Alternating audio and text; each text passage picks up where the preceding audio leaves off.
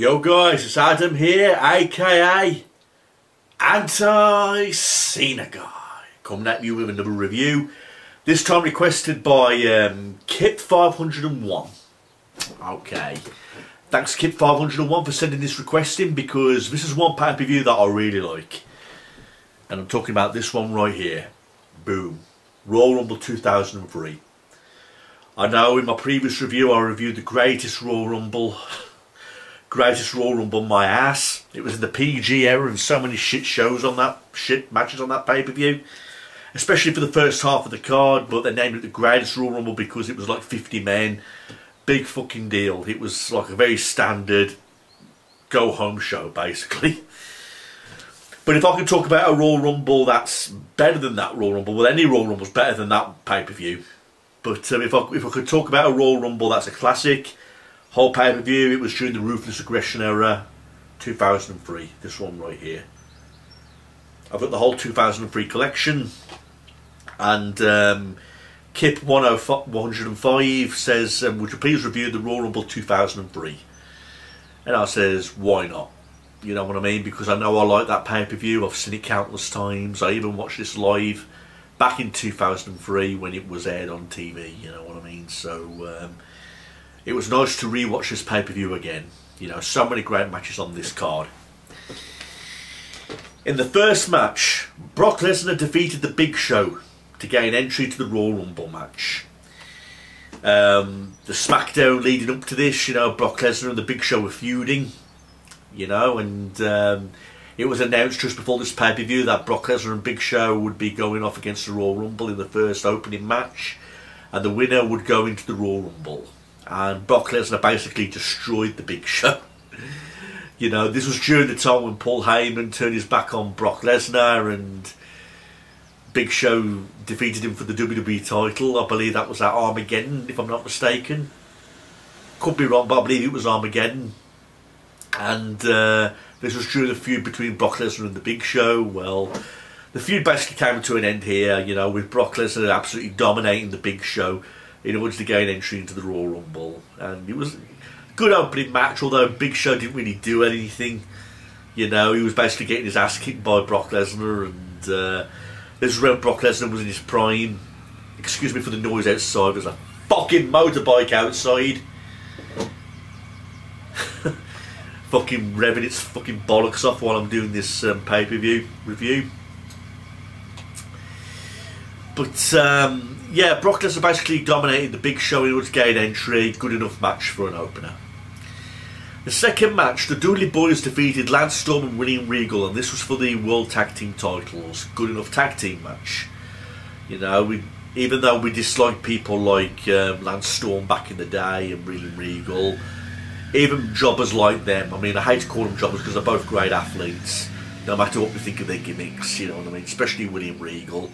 William Regal was one of those people who I thought was worthy for a World Heavyweight title opportunity, but he never captured the main title, which was a really big shame. But he was in the tag team division a lot, you know, and during 2003, one of the people he teamed up with a lot was Lance Storm.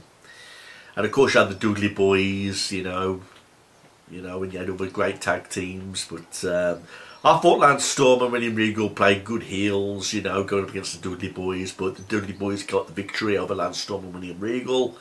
And I was happy enough with this tag team match, and I was happy enough with this result. You know what I mean? It was a fine tag team match. In the third match, Tori Wilson, my wife.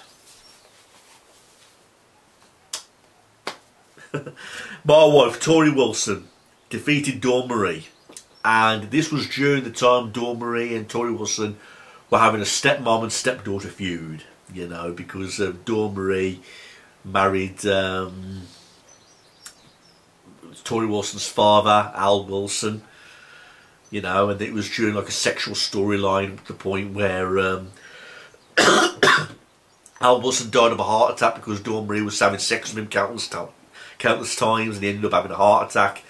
Dawn Marie was blaming Tori Wilson for the death and all that kind of thing. I mean, you won't get storylines like that in WWE today, which really sucks. None of that edgy sexual storytelling.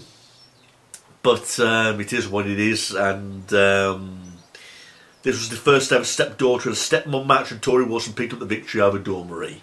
you know what I mean, to avenge her father's death, basically. So, you know, yeah, Dawn Marie came out wearing that mask over her face, that funeral mask, and Tori Wilson ended up getting the victory, and good on her, because I love Tori Wilson.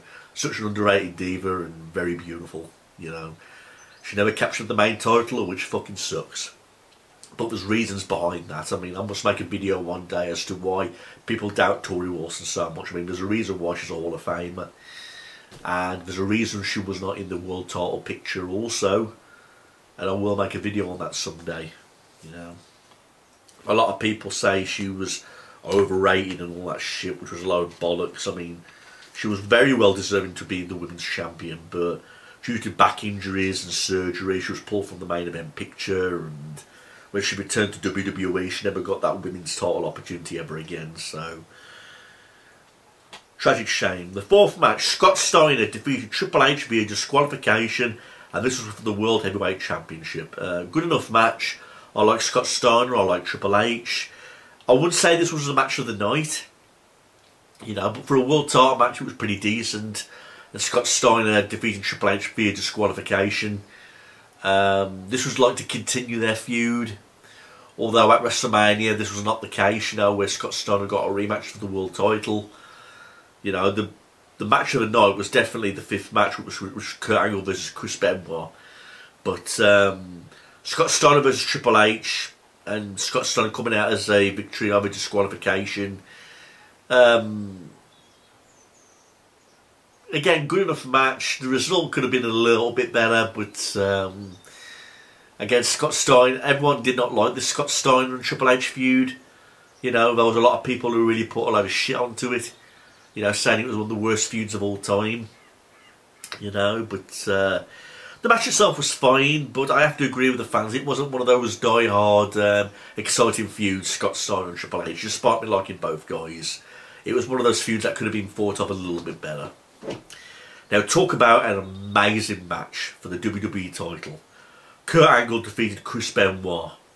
You know, Chris Benoit tapped out to the ankle lock. And this was an incredible match, everybody. Talk about two great athletes, two great performers, pulling off a match for the main belt, the WWE title. And this is at the Royal Rumble. This was like a WrestleMania-worthy WWE title match. That was submission after submission. There was counters, false finishes, and again, nobody knows more about wrestling than Chris Benoit and Kurt Angle. You know, and then when you put two of those guys in the ring at the same time, you know you're going to see something special.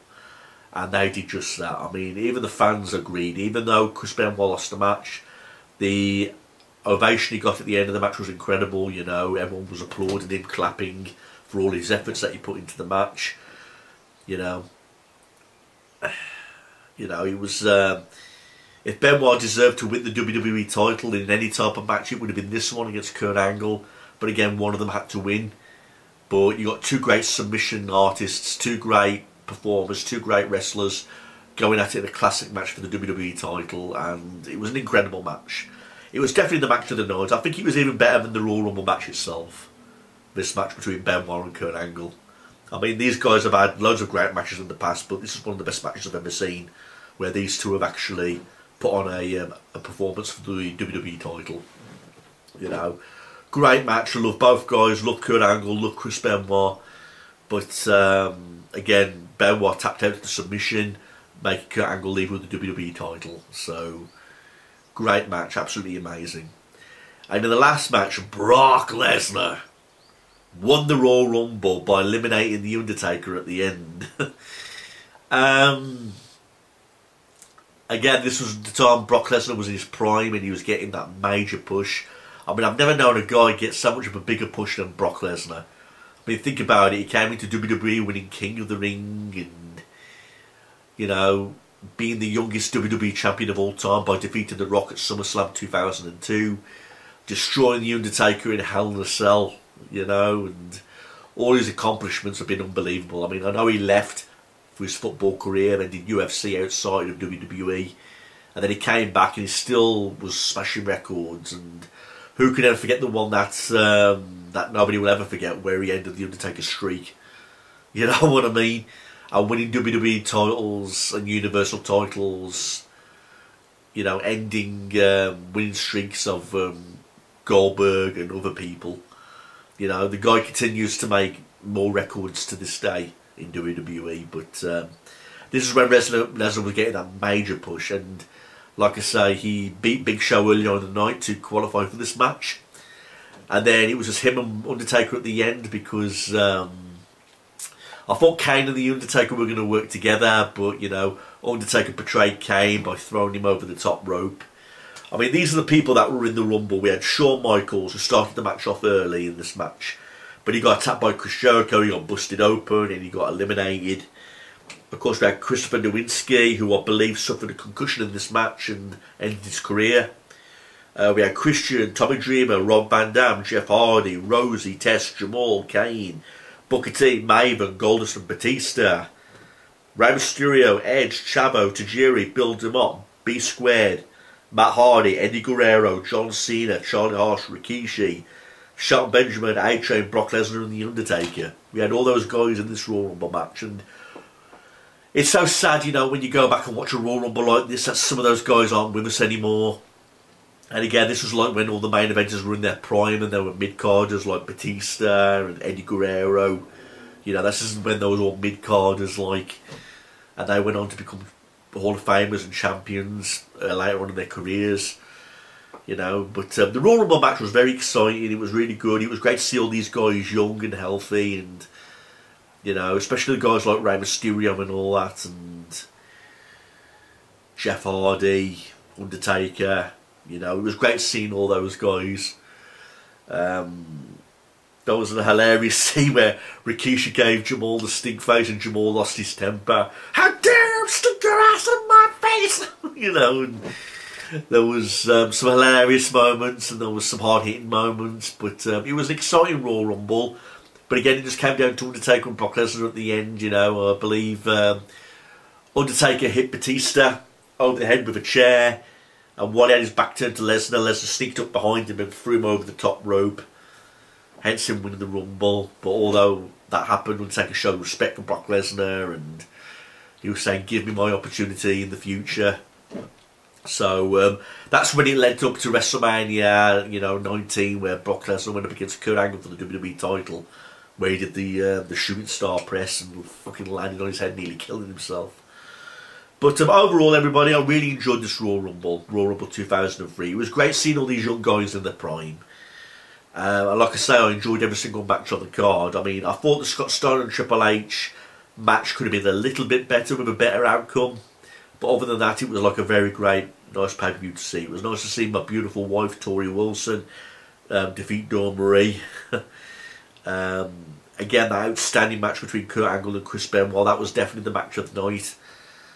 And again, purely amazing pay-per-view. And it was, like I say, it was during the Ruthless Aggression era, one of the best eras in WWE history, and like I say, really impressed with everything on this match card. So thanks to Kip105 for sending this in. Yeah, please like, rate and comment, everybody. And if you've got any requests and you want some pay-per-views being reviewed, leave them in the comment section below and make sure they get plenty of thumbs up. You know, that way you'll, in fact, chances are your pay-per-view will get reviewed. So Royal Rumble 2003, loved it. It was great going back in time and watching this for sake of memories. You know, talk about the good times. Thanks everyone, peace out, have a nice day.